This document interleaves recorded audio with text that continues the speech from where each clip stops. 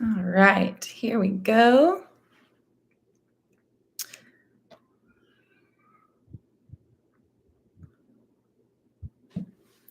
Get Instagram set up.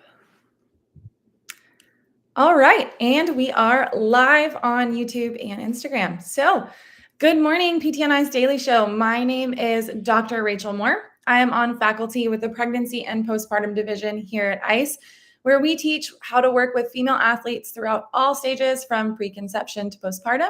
And today we're here to talk about clogged ducts, mastitis, and how we as physical therapists can help. However, before we get into that, we are going to go over some courses that we have coming up. Our next 2-day live course is actually February 18th and 19th in the Woodlands, Texas at my home clinic and my home gym. So I'm super excited about this one. There are still seats available, so hop into that in the next couple weeks. We also have a course coming up March 18th and 19th in Rochester, New York. And our next online cohort goes live March 6th. That is our 8-week online version of the course, where you can hop in and do week-to-week meetups and lectures and going through that content, again, working with female athletes from preconception all the way through to postpartum. So let's dive in, guys. As pelvic floor PTs, it is undeniable that we are going to see patients that are lactating. And as we make this push to intervene earlier and get people into clinics at the 2 to 4 week mark to really start the rehab process kickstarted early, it's likely that we're going to have patients who are struggling with clogged ducts and potentially recurrent mastitis. These are diagnoses that, while just about every woman that has breastfed has probably either experienced or heard of, isn't very well understood by the general public. We get these visions of a big blob of milk wedging in and blocking the flow of milk behind it, causing a backlog if it isn't either massaged out or sucked out. People do all kinds of crazy things on the internet using electric toothbrushes to try to massage it. When what we really now know and have evidence to support is that clogged ducts are actually the byproduct of inflammation. So based on this updated understanding, in 2022, the Academy of Breastfeeding Medicine updated their protocol for the treatment of the mastitis spectrum and really updated the definition of this to be more of a spectrum. So prior to this update, plugged or clogged ducts were thought to be clogs of milk in breast tissue, causing inflammation and infection. However, thanks to ultrasound studies, we now understand the causes of clogged ducts and mastitis. And because of that, we have a better understanding of how to treat these conditions. Rather than thinking of these as separate or isolated conditions, we now understand that it is truly a spectrum, kind of going from point A to point B across a development. So the whole process starts with a narrowing of ducts that's caused by either alveolar stretching from hyperlactation or dysbiosis of the breast itself. This narrowing of those ducts causes that familiar redness, firmness, and tenderness that we typically associate with clogged ducts, however, without systemic effects. When women feed their babies, they feel a relief that was previously thought to be from removing clogs physically, but is actually from a decrease in the alveolar distension from removing milks from those ducts.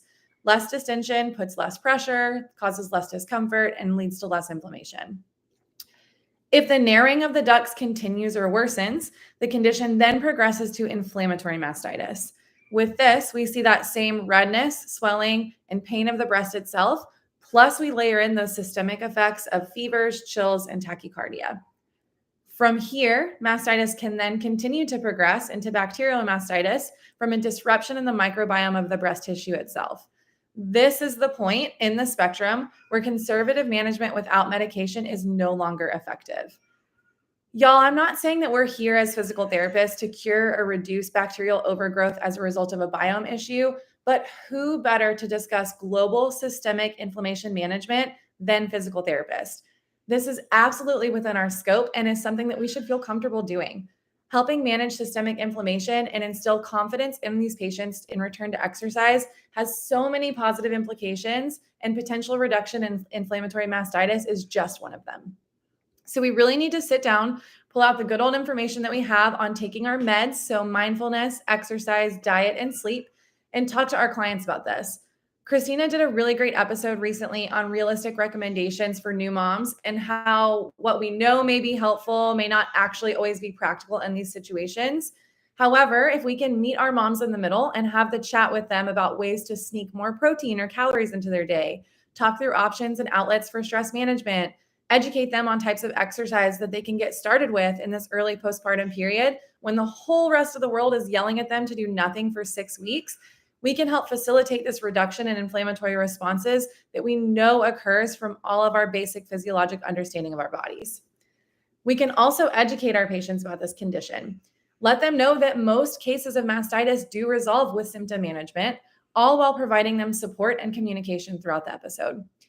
We need to be teaching our patients things that will help versus worsen this cycle of inflammation, and also educate them on the normal components of postpartum, like hormone shifts that cause hot flashes and sweating, and engorgement that can happen in the absence of a clog or inflammation. So they're not going down the scary Google rabbit hole at 3 a.m. on 4 days postpartum when their milk comes in and they think they have mastitis. We can also talk to our patients about the role of feeding and inflammation.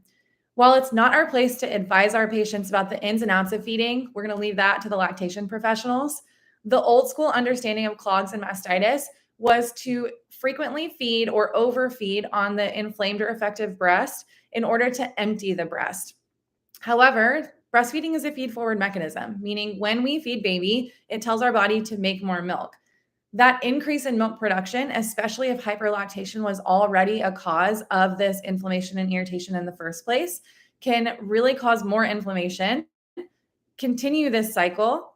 And based on this 2022 protocol, we can advise our patients to continue pumping or nursing as they were prior. Breast massage is also something that we can do as physical therapists that is absolutely within our scope. The previous recommendation for breast massage involved high pressure or increased pressure pushing down towards the nipple, trying to physically push a clog out. However, we know that deep pressure can cause inflammation and irritation in fragile tissues like alveolar ducts. And so instead, we want to encourage our patients and teach them how to perform lymphatic breast massage, massaging with light pressure up towards the collarbones and out towards the armpits to facilitate the drainage of inflammation and therefore decrease ductal narrowing. We can also talk to our patients about clothing.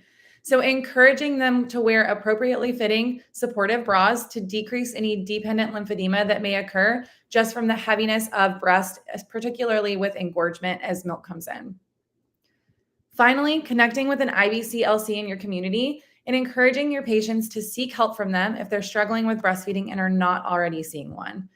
When we can create a network of referral sources to provide our patients with expert care within these specific realms and work as a collaborative team, we can give our patients access to all the facets of best care. So to recap, the main ways we can help women dealing with clogged ducts and mastitis are to educate them about ways to systemically manage inflammation by utilizing our meds, provide education about these conditions and support during episodes, as well as mechanics of feeding and how it affects inflammation, teach our patients that therapeutic breast massage, and finally help them connect with lactation professionals by building a network of other professionals in these specialized areas. We're likely already seeing these ladies walk in our doors. Let's come alongside and offer true whole body care down to helping support them in their breastfeeding journey as well. Thank you guys for hanging with me today. I hope we can catch you either on the road or online in our 8-week cohort.